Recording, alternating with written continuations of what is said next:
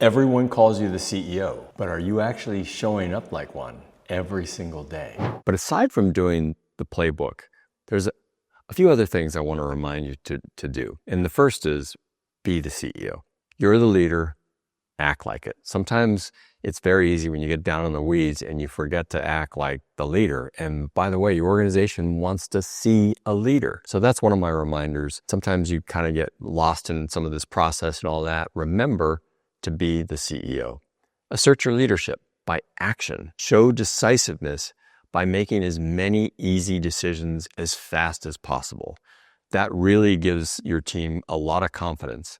I've seen this happen in my own career, that when I walked into a house on fire, a lot of times all anybody wants to see is for the leader to make a decision. So even if you make the smallest decision, people are happy and they're delighted and they have confidence in you and the company. So show decisiveness by making as many quick, fast, easy decisions, and also don't shy away from the harder, difficult decisions. Don't delay them either. Build consensus, but make the hard calls. Give credit and praise when good things happen, but take responsibility yourself when the bad things happen. Leave no doubt that you've got this. It's just showing the presence that says, I've got this. And everybody else will have that confidence in you as well. So what happens after 30 days? Some of the things that you could do with the results of this playbook are document your initial assessments and recommendations. Just do a quick deck and present it to your board of directors if you have one. You could present it to your executive coach for feedback.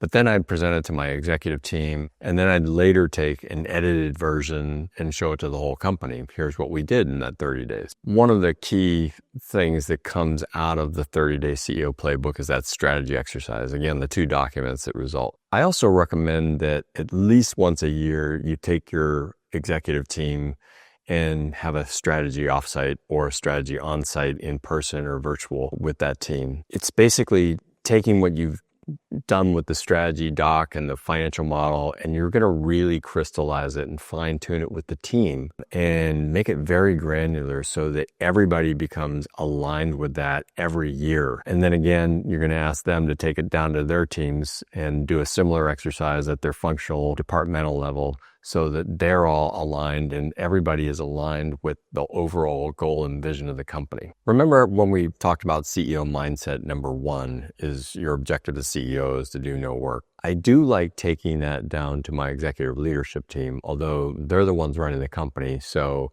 my goal for them is to do 10% do no work in their daily job so that they have some of that same kind of free time and clarity to think about that. When you extend that concept to an executive offsite, you're also taking them out of the business for a little bit so that they can think about the business, working on the business as opposed to in it in their day-to-day. So that's the value of a strategic offsite. Again, if you like this, don't forget to hit the like button and subscribe. And to learn more about the 30-Day Mastermind, again, the link below, or go to www.30dayceo.com. We're here to help. Thank you for watching and good luck.